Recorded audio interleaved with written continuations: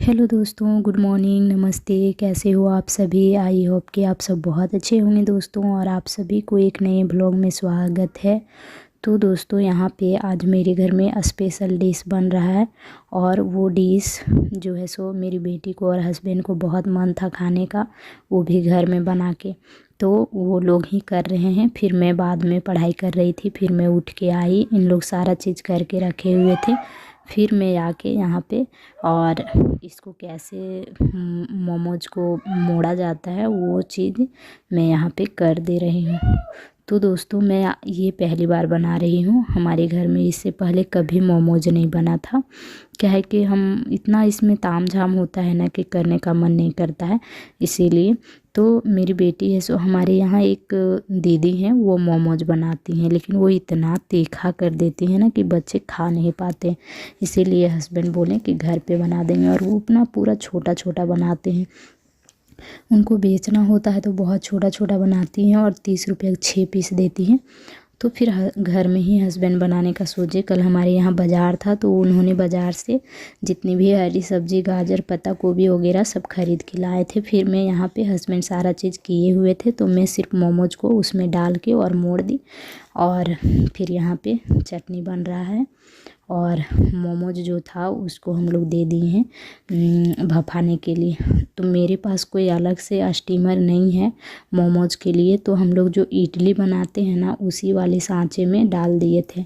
तो बन गया दोस्तों। बनने के बाद देख सकते हैं बहुत ही अच्छा बना है। पहली बार बनाए थे लेकिन बहुत ही टेस्टी बना था और बहुत अच्छा लगा। आप सब भी खा लें, देख सकते हैं। तो सभी को ये माँ के लिए निकाल दे रहे हैं दोस्तों, उसके बाद फिर माँ को दे लेंगे, फिर हम लोग खाएंगे।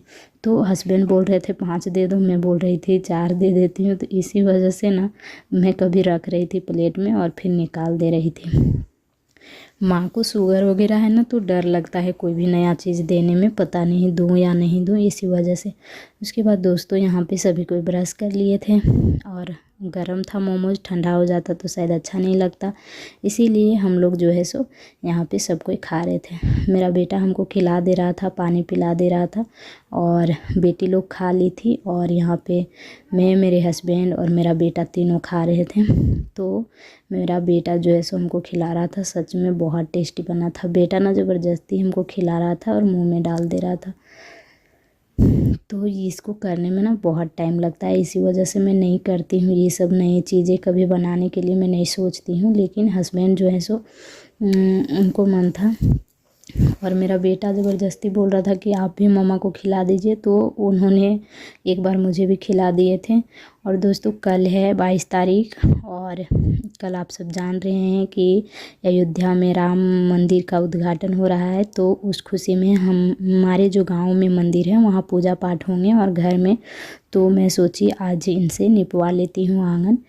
तो वो जो थी ना, वो आंटी वो काम करती हैं और उनका थोड़ा सा ना दिमाग अच्छा नहीं है, तो इधर उधर वो किसी का घर में भी काम करके और खाना खाती हैं। तो मैं उनसे आंगन निपवा ली, और मैं सोची जब तक वो आंगन निप देंगे तब तक हम गेहूं धो के और फैला देते हैं छत में। मेरा जो है सो आटा ख़त्म हो गया दोस्तों। मैं सोचती हूँ कि अभी पढ़ाई के बीच में कोई भी एक्स्ट्रा काम नहीं करूँगी, लेकिन कुछ ना कुछ काम आ ही जाता है। बस लास्ट क्या बताऊँ, 1 सप्ताह बचा है मेरा एग्ज़ाम।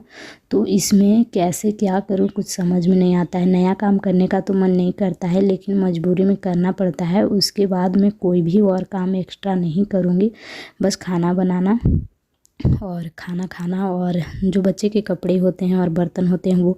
उसके अलावा मैं कोई काम एक्स्ट्रा नहीं करना चाहती हूँ अभी 1 सप्ताह, लेकिन कोई ना कोई काम पड़ जाता है।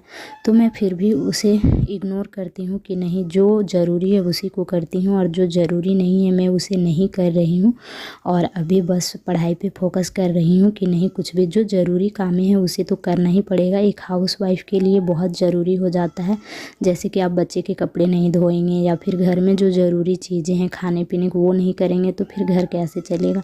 इसी वजह से जो ज़रूरी काम है वो मैं कर रही हूँ। उसके बाद जो टाइम बच रहा है मेरा वो मैं पढ़ाई पे दे रही हूँ। और वो भी मैं बर्तन वगैरह जो होता है ना, एक ही बार मैं धोती हूँ। क्या है कि बच्चे धो के रखती हूँ, फिर पानी पिएंगे खाएंगे तो बहुत ज़्यादा गंदा करते हैं, इसीलिए मैं एक ही बार धोती हूँ सारा। छोड़ देती हूँ और शाम को एक ही बार मैं उठती हूँ तो फिर धोने के बाद फिर खाना पीना का तैयारी करने लगती हूँ और फ़ोन से साथ साथ में पढ़ाई भी करती हूँ। तो आप लास्ट टाइम में अगर आप भी हाउसवाइफ हैं और पढ़ाई कर रही हैं ना, तो आप भी ऐसा ही कीजिए कि आप जो एक्स्ट्रा काम है वो अभी मत करें, उसे इग्नोर करें और जो ज़रूरी काम है उसे करें और अपनी पढ़ाई पे ध्यान दें। एक हाउसवाइफ के लिए सब चीज़ इग्नोर करना बहुत मुश्किल होता है, लेकिन जो ज़रूरी नहीं है उसे आप इग्नोर कर सकते हैं। तो मैं कुछ इसी तरह से अभी का जो मेरा रिवीजन हो रहा है इसी तरह से हो रहा है। आई होप कि आप सब भी अगर हाउसवाइफ हैं, पढ़ते हैं या कुछ करते हैं तो ज़रूरी जो चीज़ें हैं उसे करें, बाकी सारी चीज़ों को इग्नोर करें। तो फ्रेंड्स, यहाँ पे मेरा रिवीजन हो रहा है। आई होप ये छोटी सी वीडियो आप सबको पसंद आई हो। मिलते हैं नेक्स्ट ब्लॉग में, तब तक के लिए बाय बाय।